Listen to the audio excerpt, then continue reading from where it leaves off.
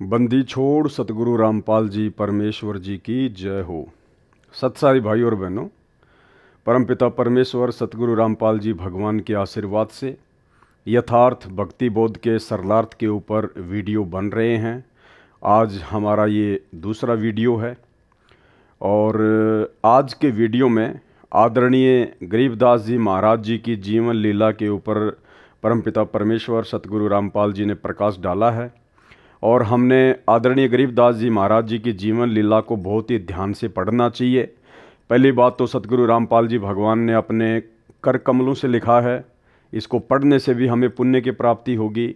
और दूसरा, किसी भी महापुरुष की जो कि कबीर पंथ से संबंधित है उसकी जीवनी पढ़ने से वैसे भी हम पुण्य के भागी बनते हैं। और ये जीवनी पढ़ना इसलिए भी ज़रूरी है क्योंकि तीनों समय की जो आरतियां हैं उनमें ज़्यादातर वाणियां आदरणीय गरीबदास जी महाराज जी की ही हैं। तो वीडियो शुरू करने से पहले परम पूज्य सतगुरु रामपाल जी परमेश्वर जी से आशीर्वाद प्राप्त करते हैं, उनका जयकारा लगाते हैं। बंदी छोड़ सतगुरु रामपाल जी परमेश्वर जी की जय हो। परमपिता परमात्मा, सारी सृष्टि के रचनहार, कुल मालिक, असंख्य ब्रह्मांडों के स्वामी, जगत गुरु, तीनों लोकों में प्रवेश करके सबका धारण पोषण करने वाले राजाधिराज, आत्माधार, नाथों के नाथ, देवों के देव महादेव, सर्वेश्वर महेश्वर, मृत्युंजय, अजरो अमर, आदि अनादि, सनातनी प्रभु, जगत पिता जगदीश्वर, श्री श्री 1008 की उपाधि के वास्तविक अधिकारी, अकाल मूर्त, सौद स्वरूपी राम वासुदेव, सर्वगतम ब्रह्म, परम पूज्य, प्रथम पूज्य, परम संत, परम पुरुष, परम धनी, परम दयालु, सत्य कबीर, हक्का कबीर, अल्लाहु कबीर, अल्लाहु अकबर, बाखबर, अल्लाह ताला, जगत के तारणहार, जगत के मुक्तिदाता, जगत के जगन्नाथ, हारे के सहारे, हिंदुओं के राम, मुसलमानों के अल्लाह, सिखों के वाहिगुरु, ईसाइयों के मसीह, दया के सागर दया निधि, करुणा के सागर करुणा निधि, स्वयंभू परिभू, संकट मोचन, कष्ट हरण, मंगल करण, दुख भंजन, अविगत कबीर,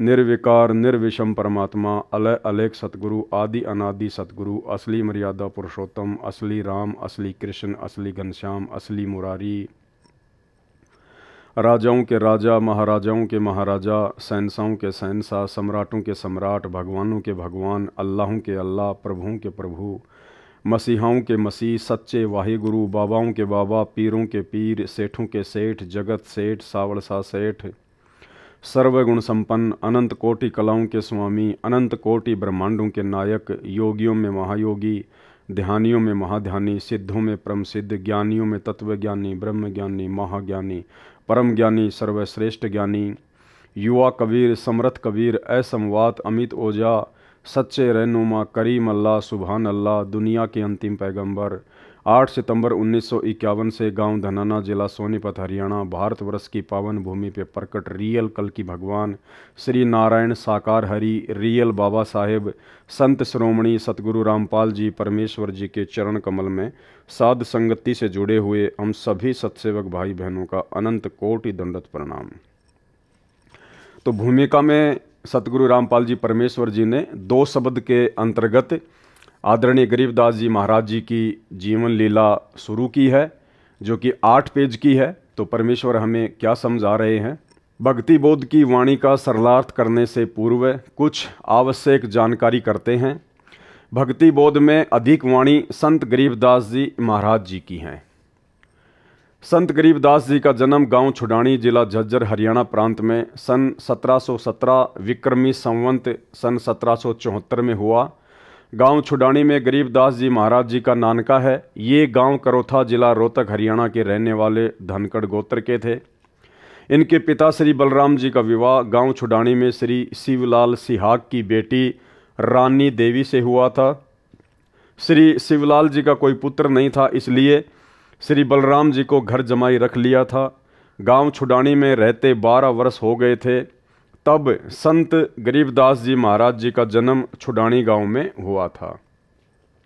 अब यहाँ परमेश्वर जी ने आदरणीय गरीबदास जी महाराज जी के रूप में एक भगत के रूप में भूमिका की। तो परमेश्वर जी यहाँ पे जन्म शब्द का यूज कर रहे हैं क्योंकि हमारी चरम दृष्टि को धोखा देते हुए और काल को धोखा देते हुए परमात्मा इस 21 ब्रह्मांड में सतगुरु रूप धारण करके अपना ज्ञान प्रचार करते हैं।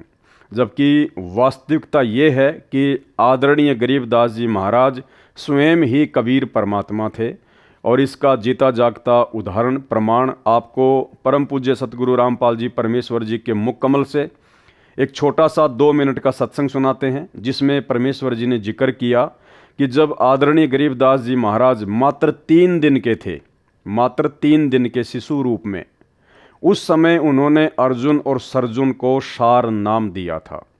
तो भाई और बहनों, यदि ये एक भगत होते, आम जन होते, तो 3 दिन की उम्र में कैसे अर्जुन और सर्जुन को, जो कि उन्होंने 650 साल पहले जब ये कबीर दास नाम से काशी में प्रकट हुए थे, तो उन्होंने वचन दिया था अर्जुन और सर्जुन को कि आज से 200-250 वर्ष के बाद में मैं गांव छुड़ानी में आऊँगा, उस समय तुम्हें सारनाम देकर तुम्हारा उद्धार करूँगा।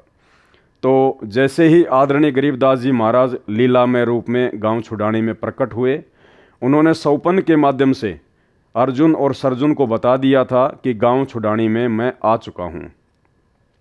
और मात्र 3 दिन की उम्र में परमेश्वर ने शिशु रूप में अर्जुन और सर्जुन को सार नाम दिया।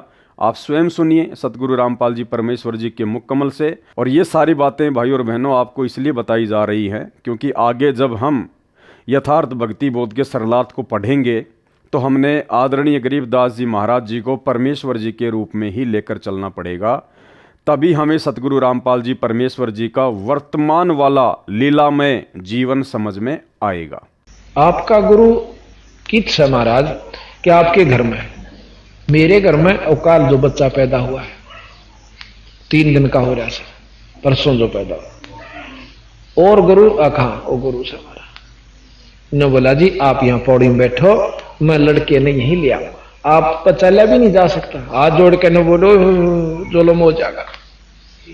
एक सजाते ही परेशान राड़ा ना लाइयो, गलत जाएंगे कत आम चालेंगे। तो बोला जी चालन जोगे तो कोई ना, चाहे मर जा राम है जाएंगे उसके बारे में आगे उड़ा माथा टेकेंगे।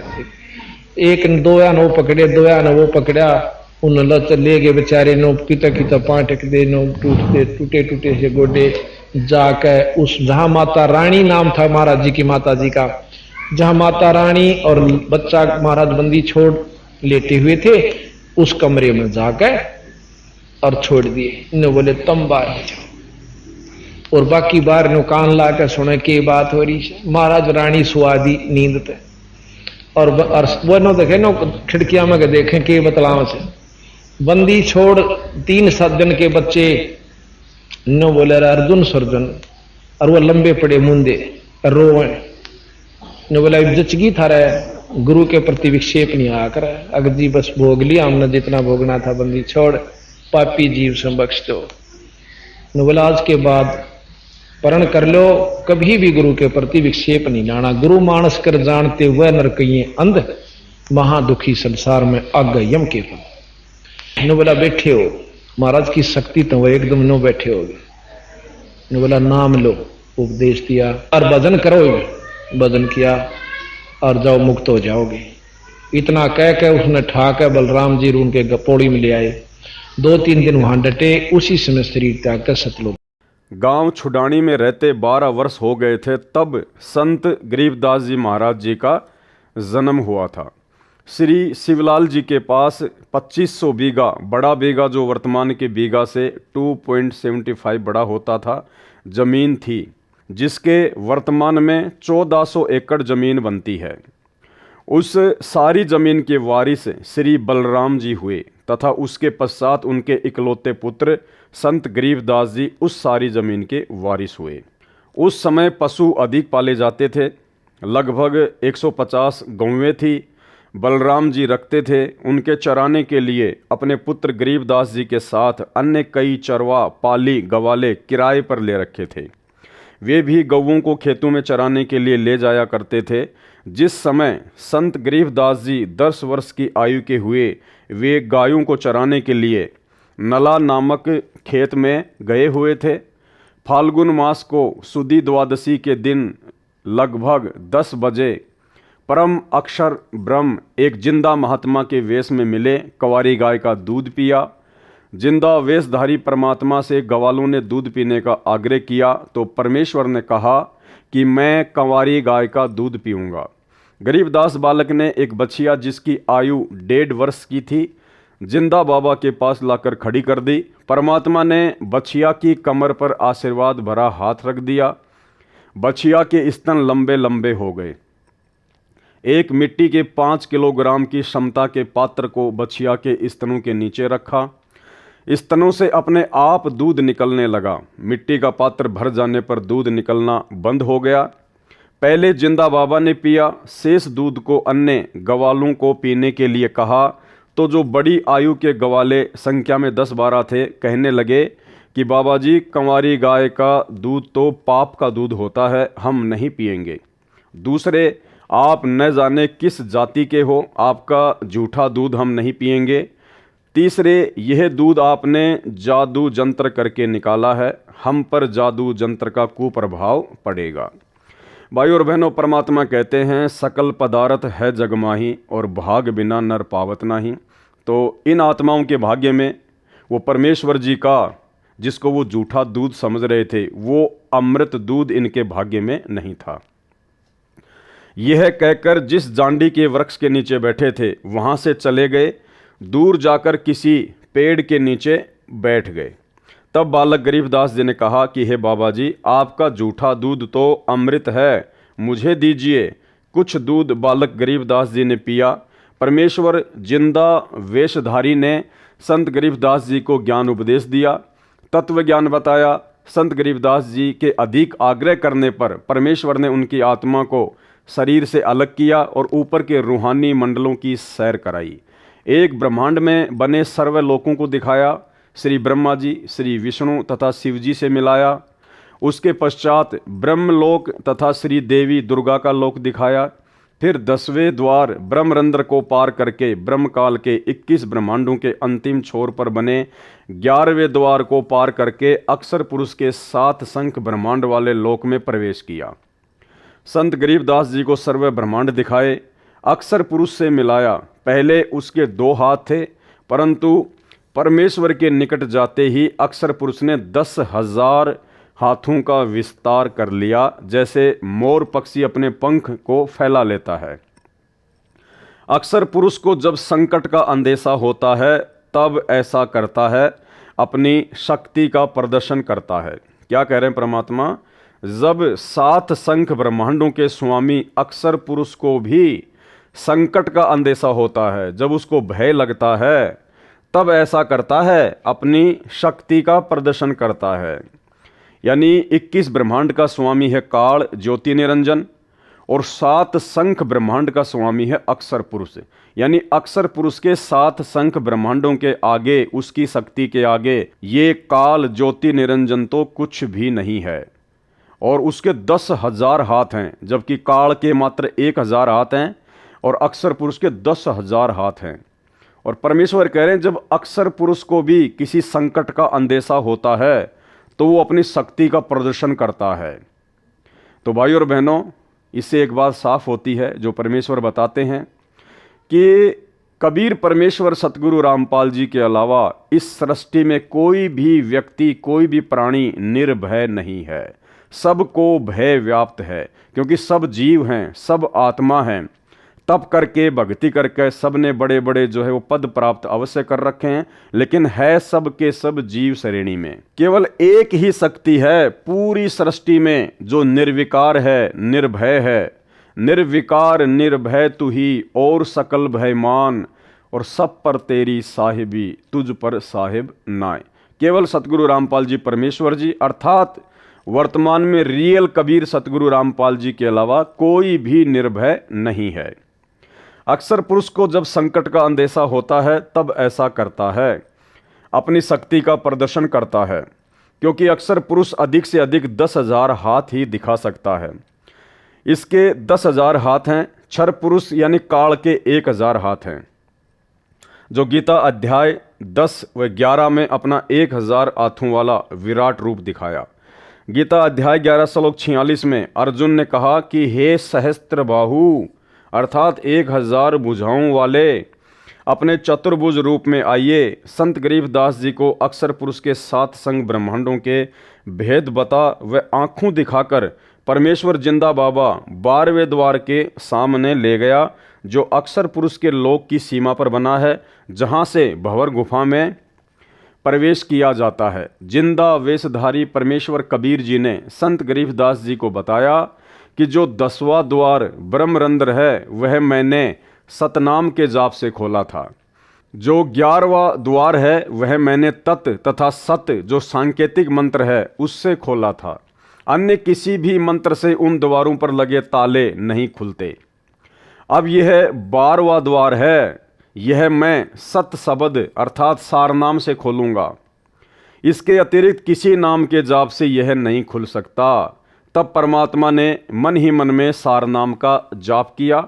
ये केवल परमेश्वर जी ने मात्र आप और हमें बताने के लिए कि सतलोक में प्रवेश करने के लिए सार नाम की कमाई अति आवश्यक है, और सार नाम की कमाई से ही 12वां द्वार खुल सकता है, जहाँ से हम सतलोक में प्रवेश करते हैं। और किसी भी नकली नाम से, नकली मंत्र से 12वां द्वार, 10वां द्वार या 11वां द्वार नहीं खुलता है। तब परमात्मा ने मन ही मन में सार नाम का जाप किया, 12वां द्वार खुल गया और परमेश्वर जिंदा रूप में तथा संत गरीबदास जी की आत्मा भंवर गुफा में प्रवेश कर गए। फिर सतलोक में प्रवेश करके उस श्वेत गुम्बज के सामने खड़े हो गए, जिसके मध्य में सिंहासन, उर्दू में तख्त कहते हैं, उसके ऊपर तेजो में श्वेत नर रूप में परम अक्षर ब्रह्म जी विराजमान थे, जिनके एक रोम अर्थात शरीर के बाल से इतना प्रकाश निकल रहा था जो करोड़ सूर्यों तथा इतने ही चांदों से मिले जुले प्रकाश से भी अधिक था। इससे अंदाजा लग जाता है कि उस परम अक्षर ब्रह्म सत्य पुरुष जी के संपूर्ण शरीर की कितनी रोशनी होगी। सतलोक स्वयं भी हीरे की तरह प्रकाशमान है। उस प्रकाश को जो परमेश्वर जी के पवित्र शरीर से तथा उसके अमर लोक से निकल रहा है, केवल आत्मा की आंखों से अर्थात दिव्य दृष्टि से ही देखा जा सकता है, चरम दृष्टि से नहीं देखा जा सकता।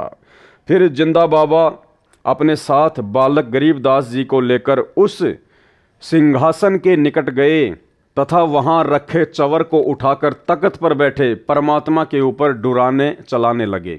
बालक गरीबदास जी ने विचार किया कि यह है परमात्मा और यह बाबा तो परमात्मा का नौकर है, सेवक है, जो मुझे अपने साथ नीचे से ऊपर लेके आया है। उसी समय तेजोमय शरीर वाला प्रभु सिंहासन त्याग कर खड़ा हो गया, जिसको गरीबदास जी परमात्मा समझ रहे थे, जो सिंहासन पर बैठा हुआ था तेजोमय रूप में, वो सिंहासन से खड़ा हो गया और जिंदा बाबा के हाथ से चवर ले लिया और जिंदा बाबा को सिंहासन पर बैठने का संकेत किया। जिंदा वेशधारी प्रभु असंख्य ब्रह्मांडों के मालिक के रूप में सिंहासन पर बैठ गए। पहले वाला प्रभु जिंदा बाबा पर चवर करने लगा। संत गरीबदास जी विचार कर ही रहे थे कि इनमें परमेश्वर कौन है। इतने में तेजों में शरीर वाला प्रभु जिंदा बाबा वाले शरीर में समा गए, दोनों मिलकर एक हो गए।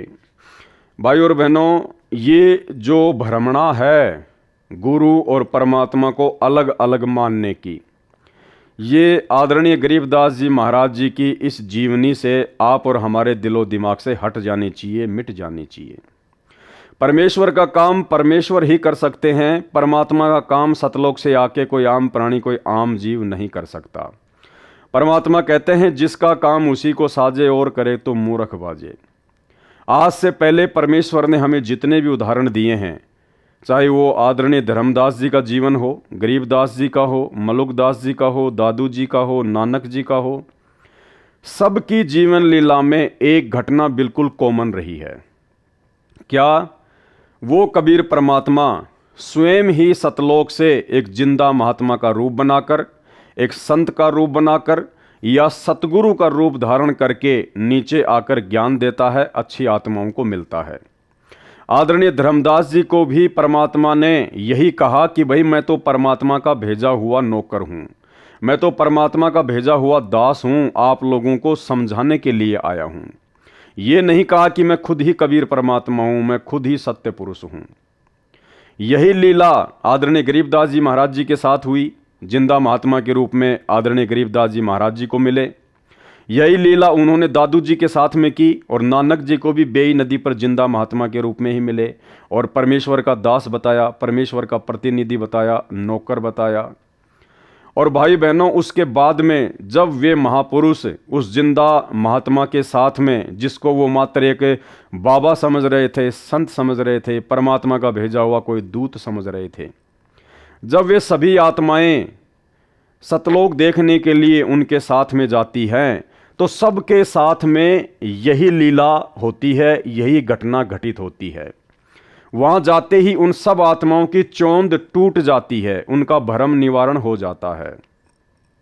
जब वे नीचे से ऊपर जाते हैं जिंदा बाबा के साथ में, और जब वे सतलोक में प्रवेश करते हैं, सिंहासन के पास जाते हैं, तो पहले से ही उनको परमेश्वर अपने किसी अन्य रूप में सिंहासन पर तेजोमय रूप में, नूरी रूप में बैठे हुए मिलते हैं। और जब वो आत्मा उनको देखती है, उनके नूर को, क्योंकि सतलोक में जाते ही ऑटोमेटिक हमारे को परमेश्वर जी के आशीर्वाद से दिव्य दृष्टि प्राप्त हो जाती है। हम इस चरम दृष्टि से उस परमेश्वर को नहीं देख सकते, इसलिए सतलोक में जाते ही परमात्मा हमें दिव्य दृष्टि दे देते हैं।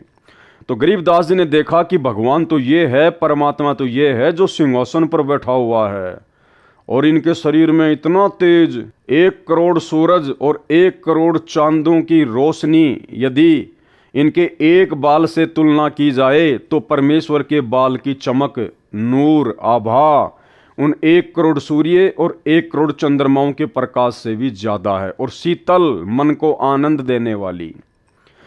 तो उन सभी भक्तों ने ये सोचा, सभी आत्माओं ने यही सोचा कि परमात्मा तो ये है, और ये जो जिंदा बाबा है ना, जो मेरे साथ आया है, जो मुझे अपने साथ में लेकर आया है, ये तो इसका कोई नौकर है यहाँ का। और फिर वो देखते हैं कि नीचे से जो जिंदा बाबा मुझे लेकर आया है, वो एक चवर उठाता है और पहले से सिंहासन पर बैठे हुए नूरी शरीर वाले परमात्मा के ऊपर चवर करने लगता है। तो उन आत्माओं को दृढ़ विश्वास हो जाता है कि भाई वास्तव में परमात्मा तो यही है जो सिंहासन पर बैठा हुआ है, और जो नीचे से मुझे लेके आया है ये तो इनका नौकर है, इनका सेवक है जिंदा बाबा तो। लेकिन कुछ ही समय बाद में वो क्या देखते हैं कि सिंहासन पर जो बैठा हुआ था नूरी शरीर वाला परमात्मा, वो खड़ा होता है और जिंदा बाबा के हाथ से चवर ले लेता है, और जिंदा बाबा से प्रार्थना करता है, हाथ जोड़कर उनको संकेत करता है कि आप सिंहासन पर बैठिए। और वो जिंदा बाबा सिंहासन पर बैठ जाता है, असंख्य ब्रह्मांडों के स्वामी के तख्त पर, सिंहासन पर, गद्दी पर। और वो तेजों में नूरी शरीर वाला परमात्मा जिंदा बाबा के ऊपर चवर करने लगता है। उसके बाद वो आत्मा भ्रम में पड़ जाती है, जो नीचे से जाती है, कि भाई परमात्मा पहले वाला था या परमात्मा ये है। जब वो आत्मा ये सोच ही रही होती है, उसी समय वो तेजों में शरीर जो जिंदा बाबा पे चवर कर रहा होता है, वो जिंदा बाबा के अंदर समा जाता है, और अकेले वो जिंदा बाबा ही असंख्य ब्रह्मांडों के स्वामी के सिंहासन पर विराजमान रहते हैं। उसके बाद उस आत्मा का भ्रम निवारण हो जाता है कि नीचे जो जिंदा बाबा मुझे मिले थे, जो मुझे नीचे से ऊपर लेके आए हैं, ये तो स्वयं ही परमात्मा है, असंख्य ब्रह्मांडों के स्वामी है। ये कोई 2 रूप नहीं है, ये किसी का नौकर नहीं है। भाई बहनों, यही घटना आदरणीय धर्मदास जी के साथ में घटी, यही घटना आदरणीय गरीबदास जी के साथ में घटी, यही घटना आदरणीय दादू जी के साथ में घटी, यही घटना आदरणीय मलुकदास जी और गीसा संत जी के साथ में घटी, और यही घटना आदरणीय नानक जी के साथ में घटी। और भाइयों और बहनों, इस घटना के माध्यम से परमात्मा आप और हमें समझाना चाहते हैं, क्योंकि ये सारी की सारी लीला, ये गरीबदास जी को निमित्त बनाना, गरीबदास जी के माध्यम से ये सदग्रंथ साहिब लिखवाना, ये प्रमाण देना, ये सारी की सारी बातें भाई और बहनों केवल आप और हम बिचली पीढ़ी वाले मंद बुद्धि भक्तों को ये यकीन दिलाने के लिए परमात्मा ने घटित की, ताकि अब हम इन सभी प्रमाणों को देखकर, इन लीलाओं को देखकर, इन घटनाओं को देखकर हम सहज में और आसानी से बिना किसी अपने गुरुदेव भगवान को परेशानी दिए समझ जाएं कि हमारे गुरुदेव भगवान स्वयं कबीर परमात्मा हैं। ये स्वयं असंख्य ब्रह्मांडों के स्वामी हैं, कबीर देव हैं, जो अनेक रूप धारण करके अनेक ब्रह्मांडों में अपनी लीला करते रहते हैं, जो तीनों लोकों में प्रवेश करके सबका धारण पोषण करते रहते हैं।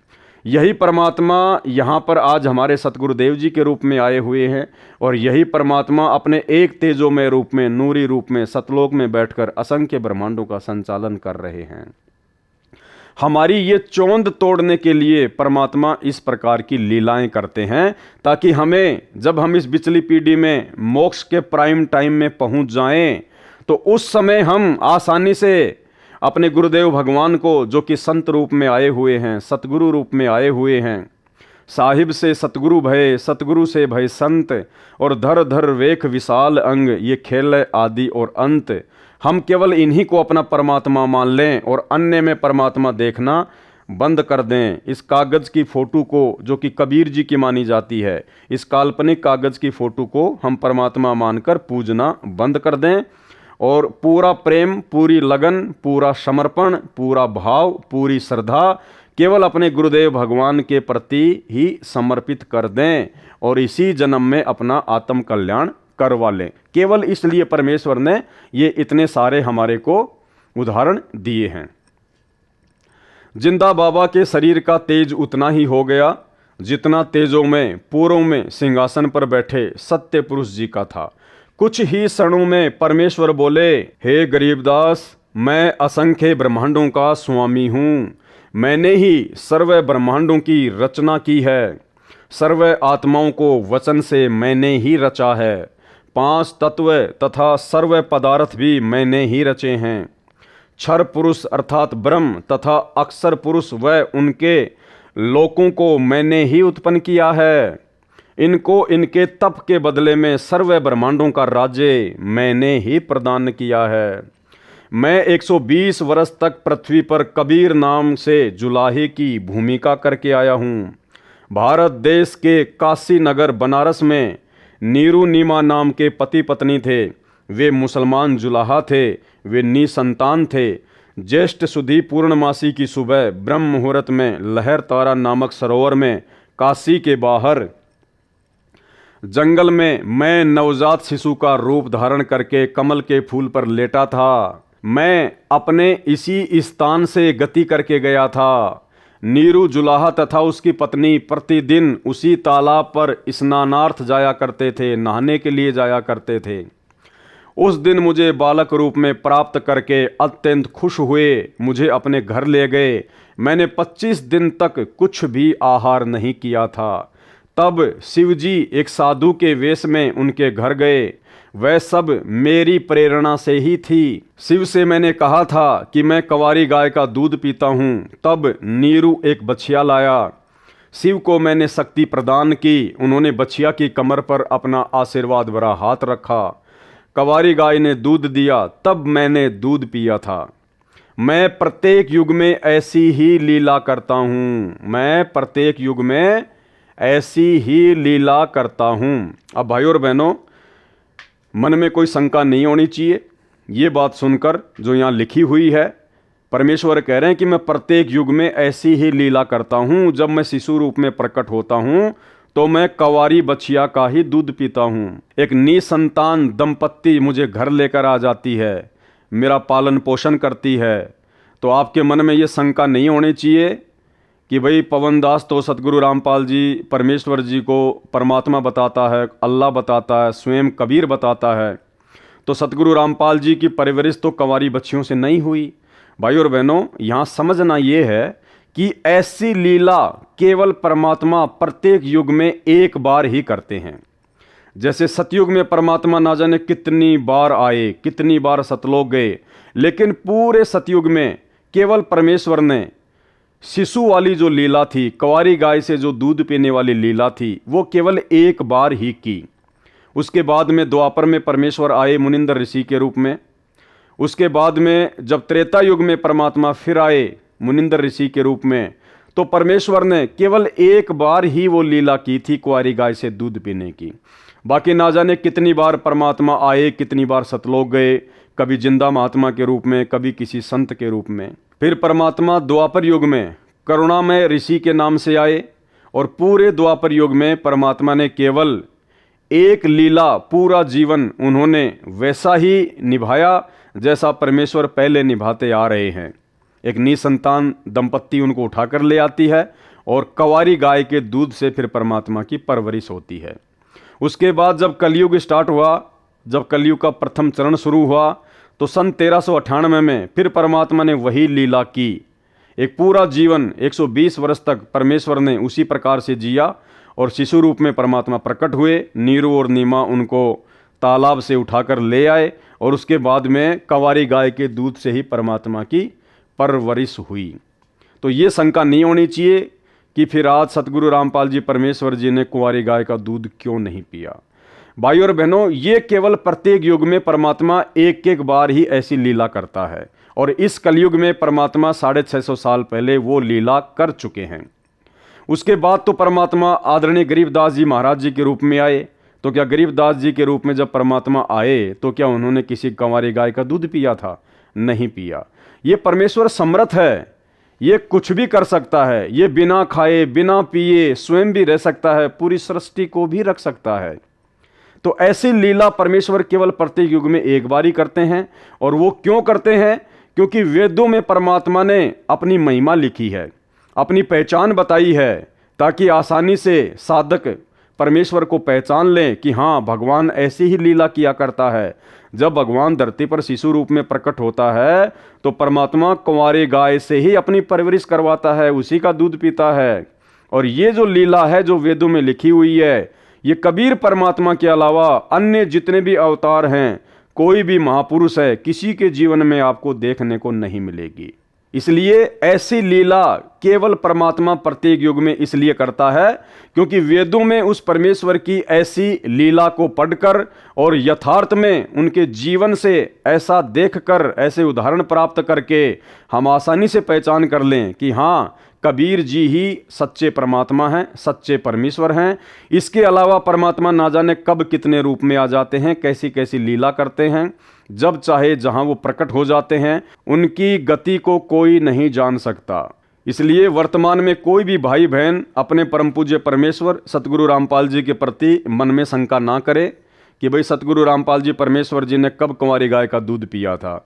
ये परमेश्वर हैं। जिस प्रकार जैसी लीला आदरणीय गरीबदास जी महाराज जी ने की, सेम टू सेम लीला सतगुरु रामपाल जी परमेश्वर जी ने की है। आगे आपको गरीबदास जी महाराज जी की जीवनी से और अच्छे से समझाया जाएगा। इसलिए दास बार बार कह रहा है कि आदरणीय गरीबदास जी महाराज जी के जीवन को समझना हम भक्तों के लिए बहुत ज़्यादा आवश्यक है, क्योंकि गरीबदास जी महाराज जी की जीवन लीला को समझे बिना हम सतगुरु रामपाल जी परमेश्वर जी की जीवन लीला को नहीं समझ पाएंगे। जब मैं शिशु रूप में प्रकट होता हूँ तब कंवारी गायों से मेरी परवरिश की लीला हुआ करती है। हे गरीबदास, चारों वेद मेरी महिमा का गुणगान करते हैं। वेद मेरा भेद है, मैं ना वेदन के माही, जौन वेद से मैं मिलूं वह वेद जानते नाही। ऋग्वेद मंडल 9 सूक्त 1 मंत्र 9 में लिखा है कि जब परमेश्वर शिशु रूप में पृथ्वी पर प्रकट होते हैं तो उनकी परवरिश की लीला कंवारी गायों द्वारा होती है। मैं सतयुग में सत सुकृत नाम से प्रकट हुआ था, त्रेता युग में मुनिंदर नाम से तथा द्वापर में करुणामय नाम से, और संवत 1455 ज्येष्ठ सुधी पूर्णमासी को मैं कलयुग में कबीर नाम से प्रकट हुआ, वह प्रसिद्ध हुआ था। ये सब प्रसंग सुनकर संत गरीबदास जी ने कहा कि परवरदिगार, यह ज्ञान मुझे कैसे याद रहेगा। तब परमेश्वर जी ने बालक गरीबदास जी को आशीर्वाद दिया और कहा कि मैंने तेरा ज्ञान योग खोल दिया है, अध्यात्म ज्ञान तेरे अंतःकरण में डाल दिया है। अब आप असंख्य युगों के पहले से लेकर वर्तमान तथा भविष्य का ज्ञान भी याद रखोगे। दूसरी ओर नीचे पृथ्वी पर शाम के 3 बजे के आसपास अन्य ग्वालों को याद आया कि गरीबदास नहीं है, लाओ उठाकर। तब एक पाली गया, उसने दूर से आवाज लगाई कि हे गरीबदास आजा, गायों के सामने खड़ा होकर अपनी बारी कर। हम बहुत देर से खड़े हैं। भगत गरीबदास जी नहीं बोले और न उठे, क्योंकि पृथ्वी पर तो केवल शरीर था, जीव आत्मा तो ऊपर के मंडलों की सैर कर रही थी।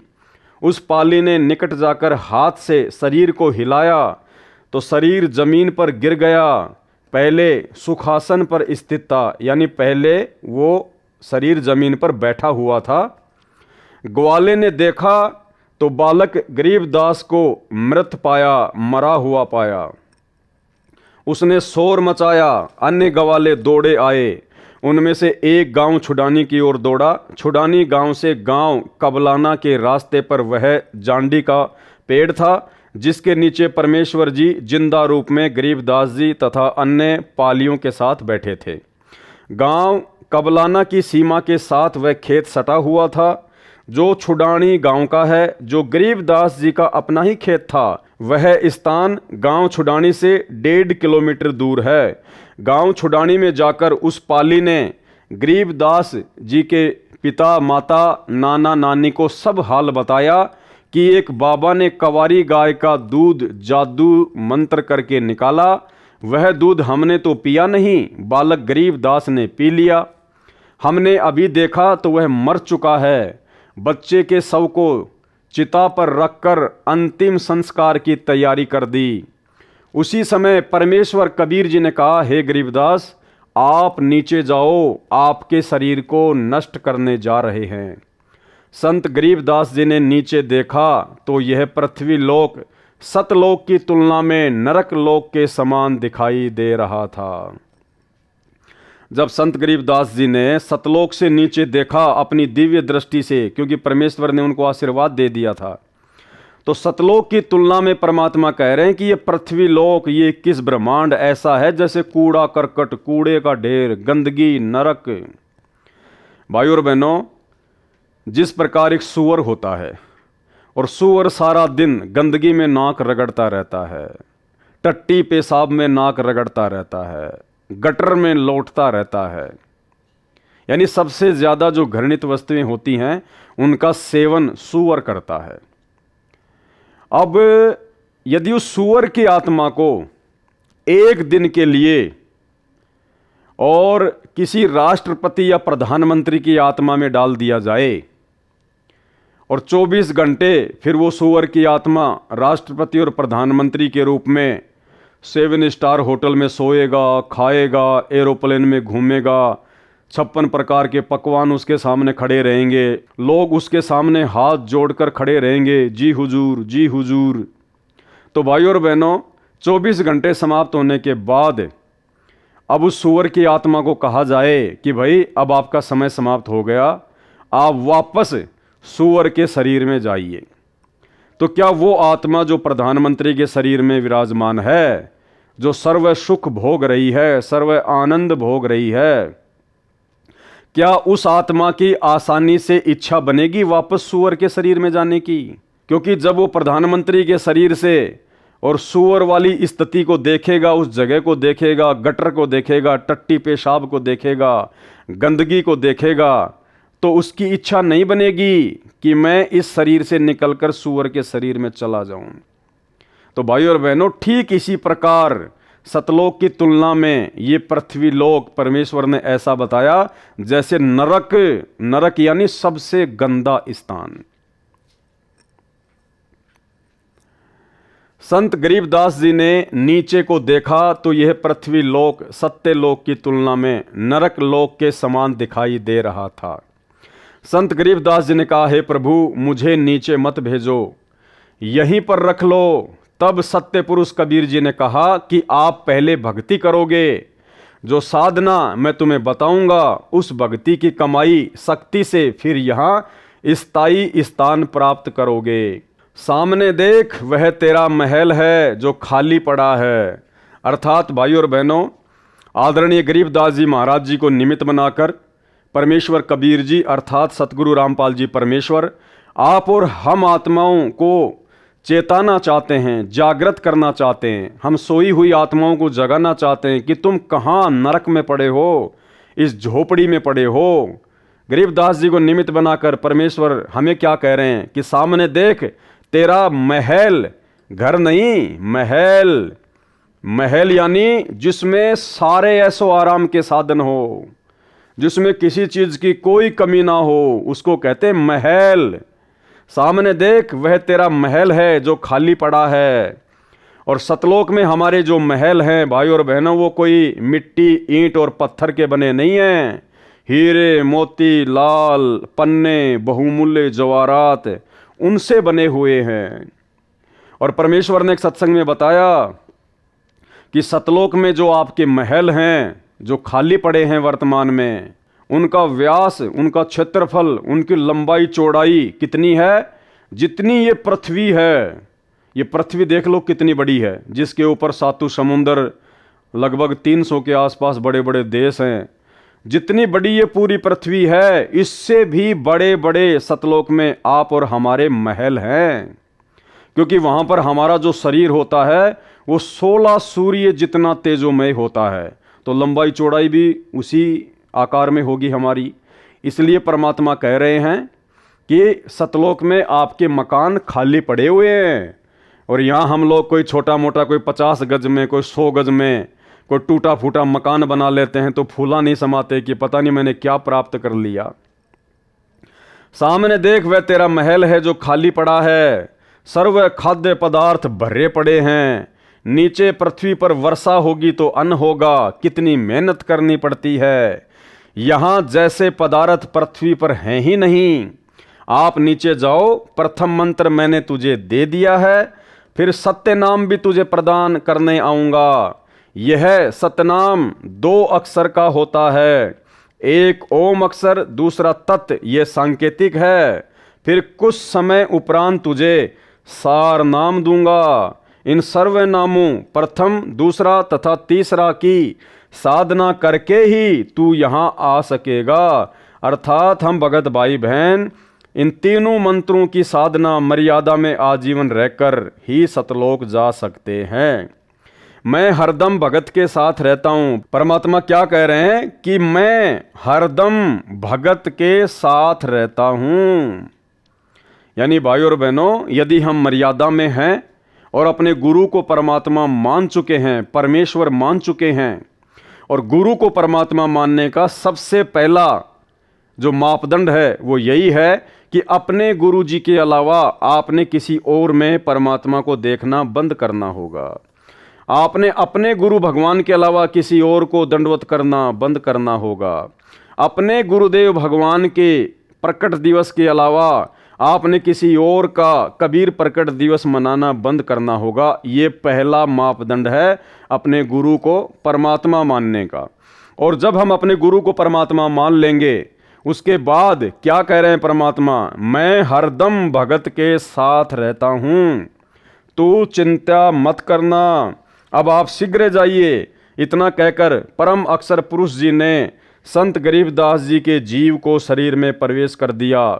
कुल परिवार के लोग चिता में अग्नि लगाने ही वाले थे। उसी समय बच्चे के शरीर में हलचल हुई।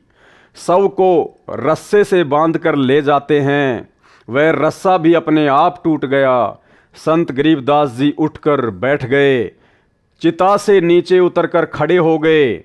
उपस्थित गांव के व परिवार के व्यक्तियों की खुशी का ठिकाना नहीं रहा।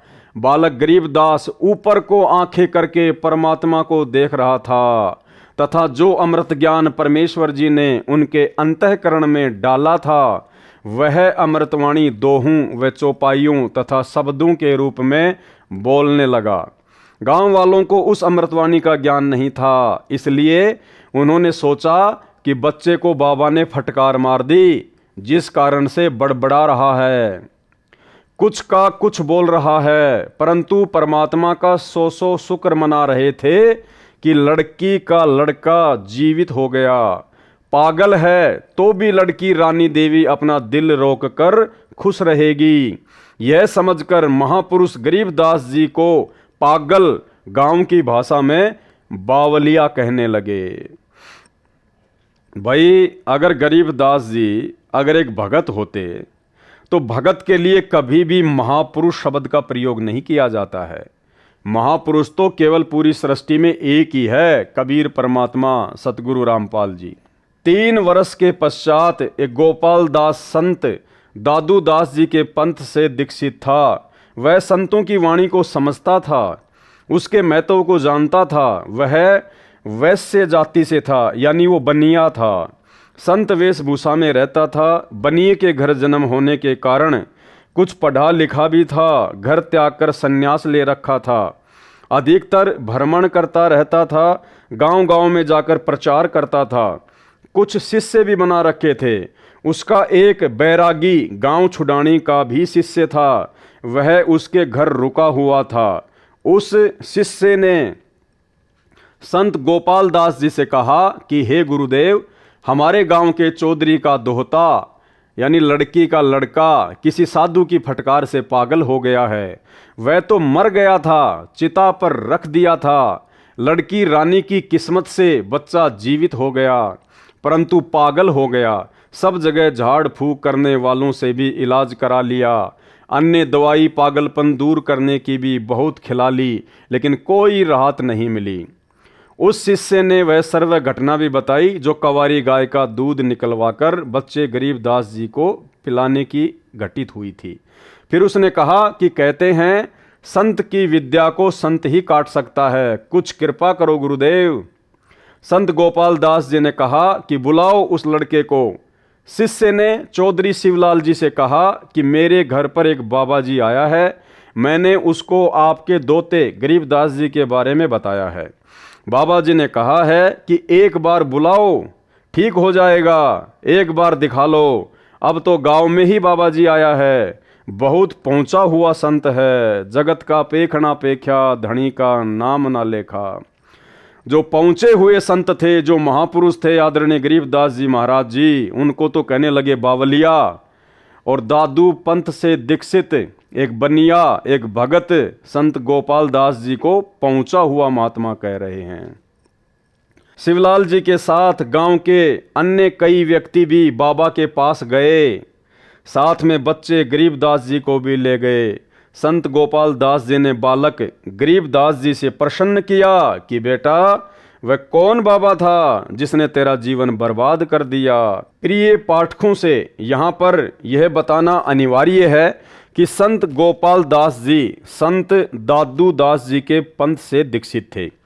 संत दादू जी को भी संत गरीबदास जी की तरह 7 वर्ष की आयु में बाबा जिंदा के वेश में परमेश्वर कबीर जी मिले थे। दादू जी संत को भी परमेश्वर शरीर से निकालकर सत्यलोक लेकर गए थे। संत दादू जी 3 दिन रात अचेत अवस्था में रहे थे। तीसरे दिन वापस सचेत हुए तो कहा था कि मैं परमेश्वर कबीर जी के साथ अमर लोक गया था। वह आलम बड़ा कबीर है, वह सबको रचने वाला है, सर्व सृष्टि का रचनहार है। कहा कि जिन मौकों निज नाम दिया, सो ही सतगुरु हमार, दादू दूसरा कोई नहीं, कबीर सिरजनहार। दादू नाम कबीर की, जय कोई लेवे ओट, उनको कभू लागे नहीं, काल बजर की चोट। अब ही तेरी सब मिटे, काल कर्म की पीड़, श्वास उसास सुमर ले, दादू नाम कबीर। केहरी नाम कबीर का, विषम काल गजराज, दादू भजन प्रताप से, भाग्य सुनत आवाज। इस प्रकार दादू जी के ग्रंथ में वाणी लिखी है। गोपाल दास इस बात को जानता था कि दादू जी को बूढ़ा बाबा के रूप में परमात्मा मिला था। दादू जी मुसलमान तेली था, इसलिए मुसलमान समाज कबीर का अर्थ बड़ा करता है, जिस कारण से काशी वाले जुलाहे कबीर को नहीं मानते। दादू पंथी कहते हैं कि कबीर का अर्थ है बड़ा भगवान, अल्लाहु कबीर, अल्लाह अकबीर कहते हैं। इसी प्रकार श्री नानक देव जी सुल्तानपुर शहर के पास बह रही बेई नदी में स्नान करने गए। परमात्मा जिंदा बाबा के रूप में उस समय मिले थे। उनको भी 3 दिन तक अपने साथ रखा था। सचखंड यानी सतलोक लेकर गए थे, फिर वापस छोड़ा था। एक अब्राहिम सुल्तान अधम नाम का बलक बुखारे शहर का राजा था, इराक देश का रहने वाला था। उसको भी परमात्मा जिंदा बाबा के रूप में मिले थे, उसका भी उद्धार कबीर परमेश्वर जी ने किया था। संत गोपाल दास ने बच्चे गरीबदास जी से प्रश्न किया था कि तेरे को कौन बाबा मिला था जिसने तेरा जीवन बर्बाद कर दिया। संत गरीबदास जी ने उत्तर दिया था कि हे महात्मा जी, जो बाबा मुझे मिला था उसने मेरा कल्याण कर दिया, मेरे जीवन को आबाद कर दिया, वह पूर्ण परमात्मा है। गरीब हम सुल्तानी नानक तारे, दादू को उपदेश दिया, जाति जुलाहा भेद न पाया, काशी माहे कबीर हुआ। गरीब अनंत कोटि ब्रह्मांड का एक रति नहीं भार, सतगुरु पुरुष कबीर है कुल के सृजनहार। गरीब सब पदवी के मूल हैं, सकल सिद्धि हैं तीर, दास गरीब सतपुरुष भजो अविगत कला कबीर। गरीब अजब नगर में ले गए हमको सतगुरु आन, झिलके बिंब अगाध गति हम सूते चादर तान। गरीब सौद स्वरूपी उतरे सतगुरु सत्य कबीर, दास गरीब दयाल है डिगे बंधावे धीर। गरीब अलल पंख अनुराग है सुन मंडल रहे थीर, दास गरीब उधारिया सतगुरु मिले कबीर। गरीब परपट्टन वह लोक है जहाँ अदली सतगुरु सार, भक्ति हेत से उतरे पाया हम दीदार। गरीब ऐसा सतगुरु हम मिला है जिंदा जगदीश, सुन विदेशी मिल गया छत्र मुकुट है शीस। गरीब जमजोरा जांसे डरे धर्मराय धर धीर, ऐसा सतगुरु एक है अदली असल कबीर। गरीब माया का रस पिय कर हो गए डामाडोल, ऐसा सतगुरु हम मिला ज्ञान योग दिया खोल। गरीब जमजोरा जांसे डरे मिटे कर्म के लेख, अदली असल कबीर हैं कुल के सतगुरु एक। संत गरीबदास जी को कौन मिला था? बाबा जी को उसका परिचय दिया, जो ऊपर लिखी वाणी से स्पष्ट होता है कि जिस परमेश्वर कबीर जी ने हम सबको संत गरीबदास, संत दादूदास, संत नानक देव तथा राजा अब्राहिम सुल्तानी आदि आदि को पार किया, वह भारतवर्ष के काशी शहर में कबीर जुलाहा नाम से प्रसिद्ध हुआ। वह अनंत कोटि ब्रह्मांडों का सर्जनहार है, वह मुझे मिला था। यह उपरोक्त वाणी बोलकर संत गरीबदास 13 वर्षीय बच्चा चल पड़े। संत गोपाल दास जी समझ गए कि वह कोई सामान्य बच्चा नहीं है, यह तो परमात्मा से मिला है, ऐसी अमृतवाणी बोल रहा है, इस वाणी को लिखना चाहिए। यह विचार करके बालक गरीबदास के पीछे पीछे चल पड़ा और कहने लगा, हे गांव वालों, ये बालक पागल नहीं है, तुम पागल हो। ये क्या बोल रहा है तुम समझ नहीं सके। मुझे पता चला है यह बच्चा तो अवतार है प्रभु का, इसको तो जिंदा बाबा के रूप में स्वयं भगवान मिले थे। इसी प्रकार हमारे पूज्य दादू साहिब जी को भी मिले थे।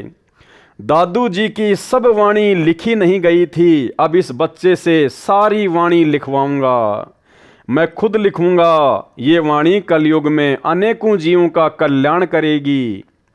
संत गोपाल दास जी के बार बार आग्रह करने पर संत गरीबदास जी ने कहा, गोपाल दास जी यदि पूरी वाणी लिखे तो मैं लिखवाऊं, कहीं बीच में छोड़े तो नहीं लिखाऊंगा।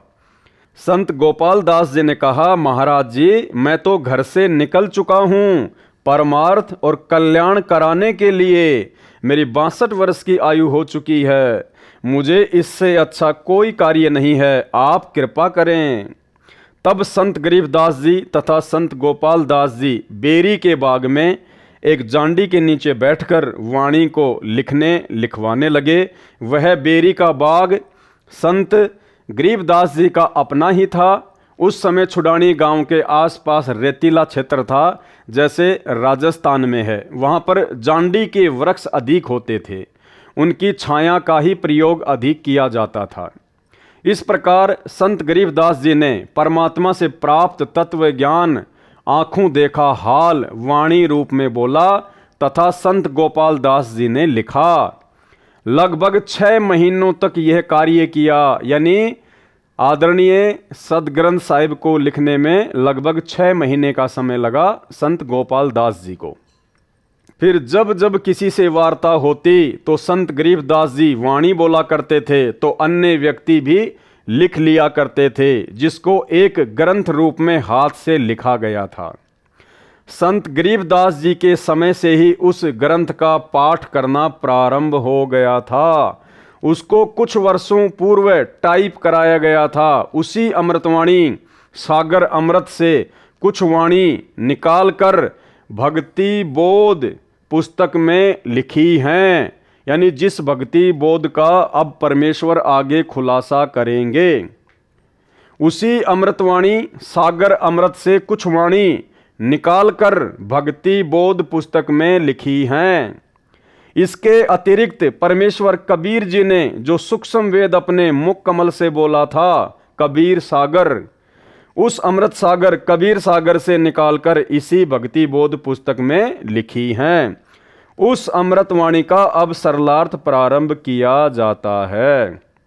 यानी भाइयों और बहनों, अभी तक आपने ये जो 2 वीडियो देखे हैं, इन 2 वीडियो में परमेश्वर जी ने भक्ति बोध पुस्तक का सरलार्थ करने से पहले केवल एक भूमिका बनाई है। यानी जिन जिन महापुरुषों का और जिन जिन महापुरुषों की वाणियों का भक्ति बोध में विशेष महत्व है, विशेष रोल है, हमें पहले उनके बारे में जानना अति आवश्यक था, ताकि हम भक्ति बोध के सरलार्थ को आसानी से समझ सकें, पढ़ सकें। तो अभी तक तो परमेश्वर ने केवल एक भूमिका सी तैयार की है, जिसके ये 2 वीडियो बने हैं। तो कल रात्रि 9 बजे सभी भाई बहन लाइव जुड़िए। तब तक के लिए हम सभी भाई बहन परमपिता परमेश्वर सतगुरु रामपाल जी भगवान से इजाज़त लेते हैं। बंदी छोड़ सतगुरु रामपाल जी परमेश्वर जी की जय हो।